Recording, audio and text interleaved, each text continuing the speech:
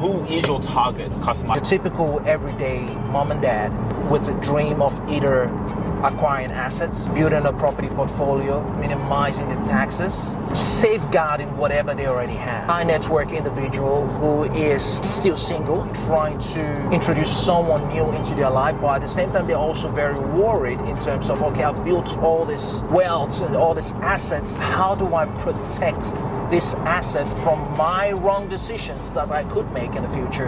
And that's something I also do too as well, asset protection, because the cost of ignorance could be your life. There's that saying, what you don't know doesn't hurt you. No. What you don't know could destroy you. Hey guys, welcome to Colin's YouTube channel. Now this will be the very first video. I'm so honored to be able to follow Colin through his evening this evening. You know, we're sitting here with an expert. We're in this amazing car, but we want to know the origin story. We want some substance. So can you tell us a little bit about yourself? What's up, man? Thank you, Sugira, for your time. And yeah, well, where would you like me to start? Like, you know, right from the very beginning, how I came out from my mother's womb, or how? But yeah. But yes, for most people that don't know me, I was originally born in Nigeria. We migrated down to Australia quite a while ago, over 25 years ago.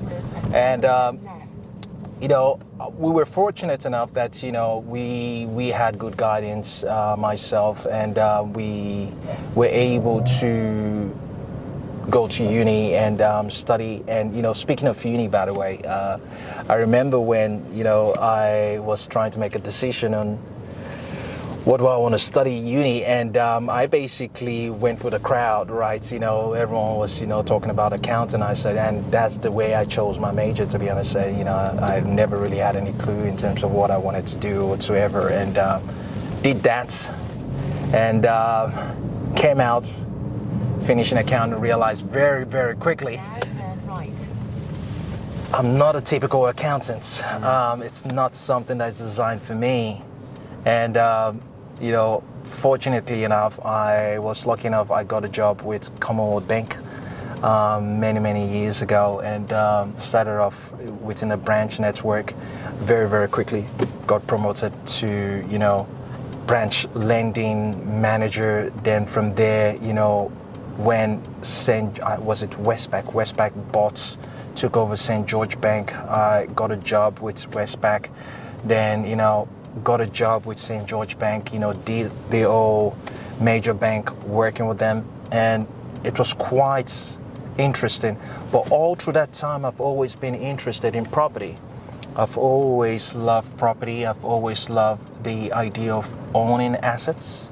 So all through that time, I've consistently kept on acquiring assets over and over. And so that's how the old passion of finance and real estate, you know, came together, which has really served me so well. Okay, so there's so much to pick up from there, but how old were you when you came to Australia? Quite young. We were 6, 7, turning 7. Okay, so yeah. Quite young, 6, 7. So talk to us a little bit. I want to fast forward into what fascinated your mind to acquire assets. Now turn left.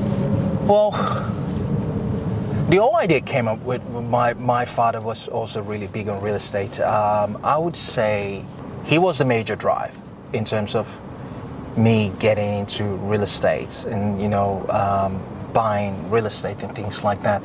But I never really understood it till I was a little bit older. I would say in my early 20s, when I first acquired my first property. And it was this internal feeling you get of pride and ownership. I can't really describe it, but sleeping in my first home gave me the realization going, wow, I actually own this property. And that's how the passion was born. And I realized very, very quickly I like owning stuff. Yeah. So what were some of the things that you remember as a child that you hear your father would talk about when it came to real estate?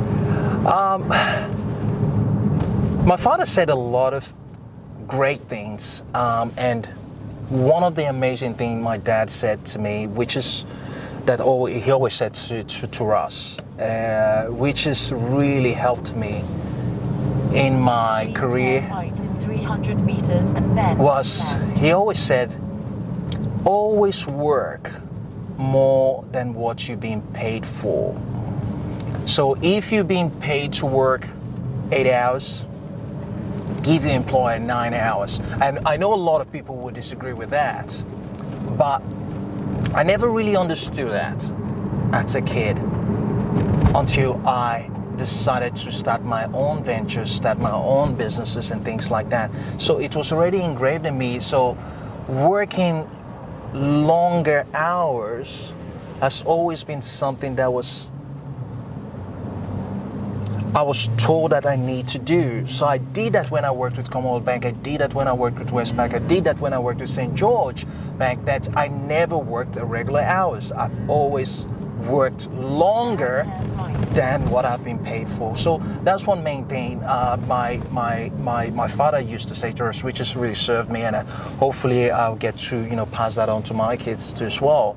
Yeah, and even just speaking to you, you can clearly see you've also come from in terms of a very good structure at home.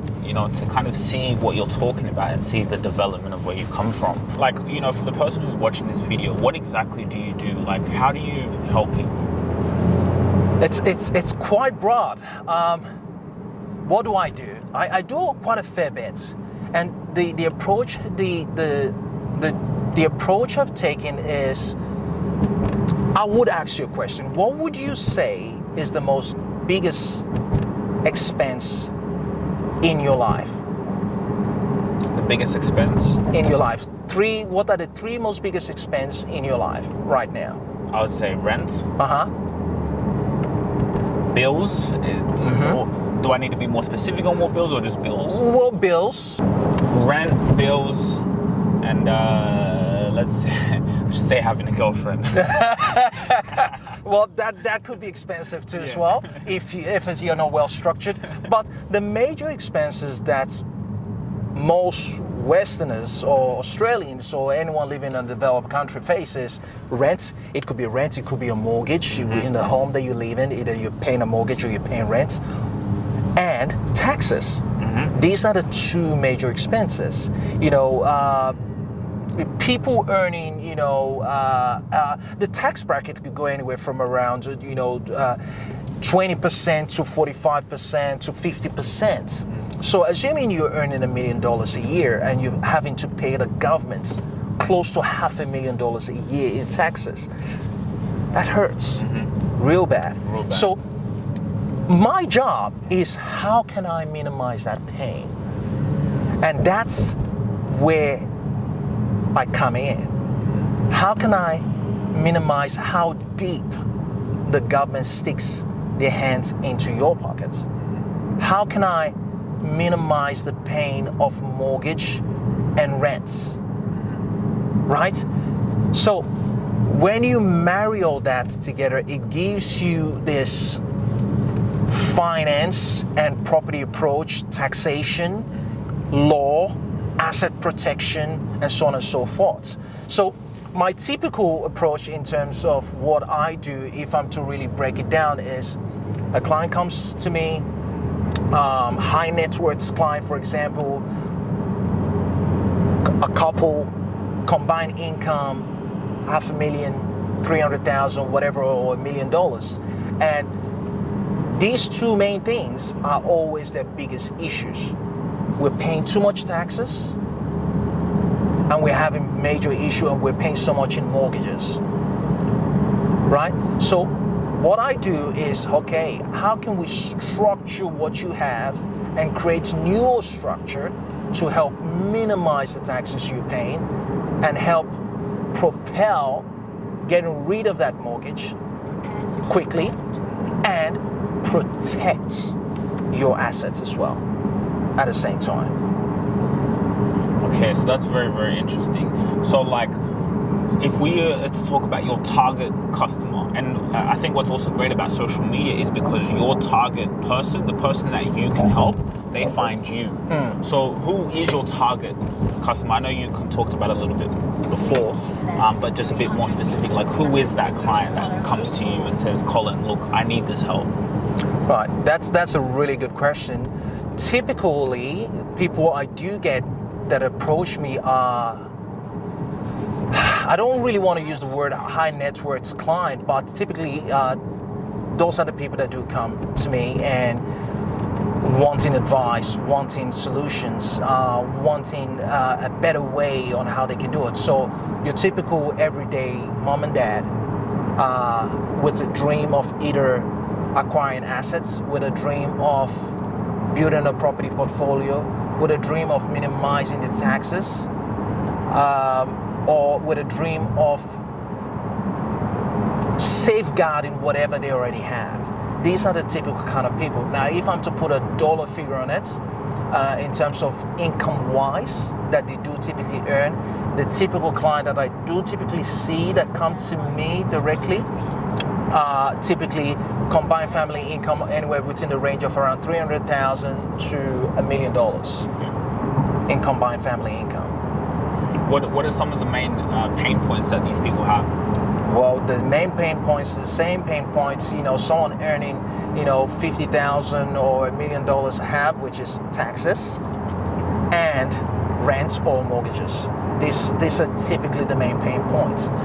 Then sometimes you get a unique situation where someone, you get a high network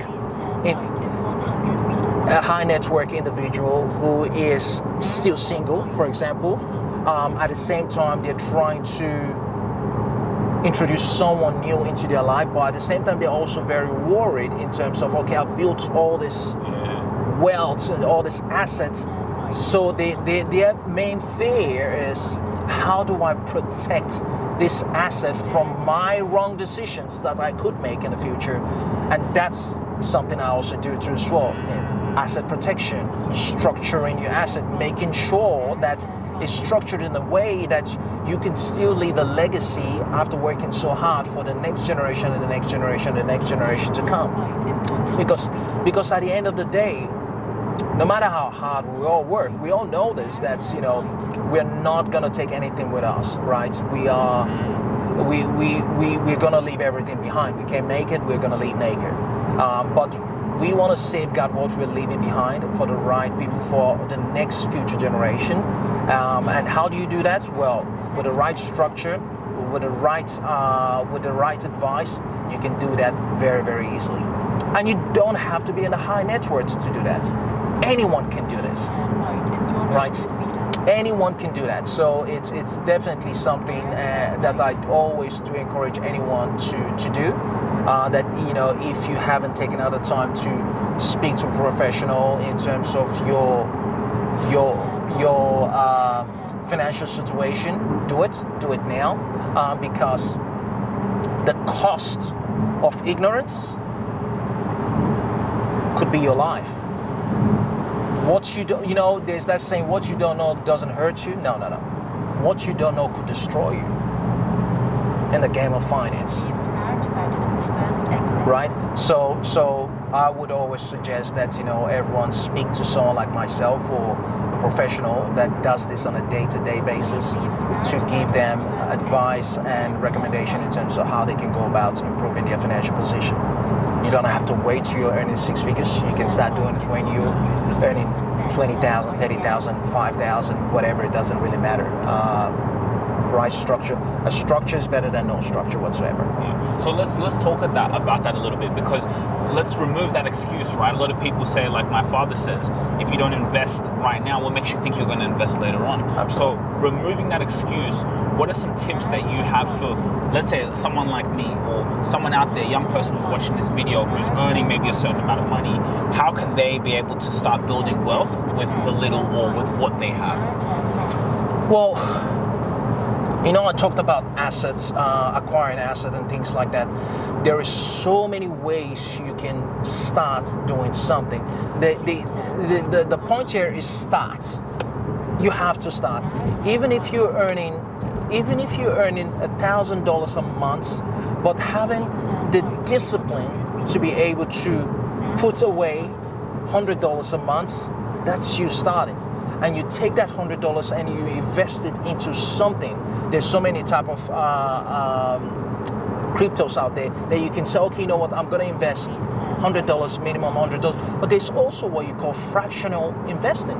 You don't need to own 100% of the property. You can be a 1% shareholder of a property. And you can buy a property with as little as $100, $500. You buy a brick of a particular building block. So you don't have to wait till you're earning six figures. Because the truth be told is, it's not really how much you earn, to be honest. It's how disciplined you are as a human being. If you can manage $1,000, you can manage $1, you've got a better chance to manage $1 million. But a lot of people are under the mindset saying, you know, I don't have enough money. That's why, you know, it seems to be, you know, getting away from me. But the truth is, if you can't manage $1,000, you so definitely can't manage $1 million. Wow. So many gems, and I think like these type of conversations are important to have. Not many enough people are hearing this, because money, people don't even like to talk about money, right? So the fact that you're providing this value to people, let me ask you, like, what made you want to be able to turn the camera on in your life and, you know, show people more of who you are? Like, what sparked that? That's actually a cool question, and you got me on that one. The reason, well, naturally, like, you know, to be honest, I am actually an introvert. I'm the kind of person, I love spending time with myself. I like being by myself. But I've got into a stage in my life that I feel I need to give back. The world is giving me so much. Australia is giving me so much. My family is giving me so much. God is giving me so much. That I just feel the need to give back to whoever that would listen, right? And I know there's so much information out there, which is good and at the same time is bad, because it creates some sort of level of confusion. You know, when there's so much information, people just don't know where to turn. There's so much YouTube channels out there, tutorial how to do this, how to do that. You can literally open up the computer today and say, okay, how do I start my investment journey? And this investment journey for dummies, and you follow step by step. You will be fine, right? But people are not doing it, right? So I guess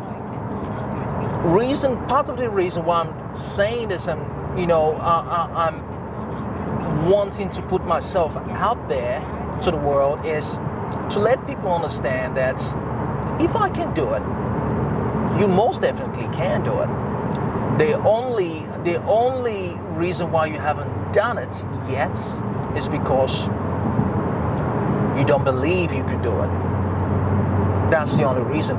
Once you start changing that narrative and you start being very cautious of what goes into your mind and what you allow in, things start changing, right? And that's where it starts. You got to start believing in yourself. You got to start, you know, changing your environment. You got to start making new connections, networking, meeting the right people, finding mentors that has already achieved what you want to achieve, and, you know, and go and work until you get what you want. Powerful stuff, you know, even as we're sitting in this beautiful car, this amazing Porsche, right? Like, you can also drive this amazing car. That's the message, the motivation you're providing. So, like, to end off this conversation, what's one advice, you know, and we're talking now, you know, in terms of even business and what you're doing and the goal and the vision of your life. Two-part question. The first question is, what advice would you have for the person out there who's watching, old, young, who has the vision, has an idea, who maybe wants to get into real estate industry, property industry? Yeah, what's any advice would you be able to give? Have a clear vision. crystal clear vision that you can feel it, you can smell it, you can touch it. I want to get into the real estate business. Okay, great. What sort of real estate do you want to get into? How many real estate do you want to own? What type of real estate do you want to own? Is it real commercial? Is it residential? How many real estate do you want to own? What sort of rental income you want to? You really got to break it down to the nitty gritty. Break it down to the numbers. Break it down to the postcode. Break it down to the location. And once you break it down, you have a vision board and start sketching out those properties that you want to own, because the truth is nothing happens in the physical realm until it happens in the mind. It has to happen here. You have to conquer it here first. See it here, achieve it here before it manifests itself in the physical realm. That's what I would say. You know what's crazy? Everything around us all started is a thought. Look at everywhere where we're sitting in is someone's thought. Exactly. What you're wearing, you kind of pictured yourself wearing it, and you're like, this outfit will look good for today, before you wore it. We don't realize what we do, but everything happens up here first. So that's why I say, if you can't see it, you most definitely can't achieve it. Powerful. So if I say in 5 years, what is Colin doing? What is that? Let's say 5 and then 10. I'll be doing great things. In 5 years, I do have great personal goals, which I don't want to really go into here, but I do have a piece of paper in my wallet that I refresh from time to time as I hit those goals. Now, those goals could take me 5 years, could take me 10 years. Some of them are very lofty goals, really, really big goals. Some of them do scare me. Wait, so you're saying you have a pen and a paper where you write a few things that you want to achieve? So I've got a piece of paper in my wallet right now. I carry it with me. I also have it close to my bedside table. A list of 10 goals I want to achieve.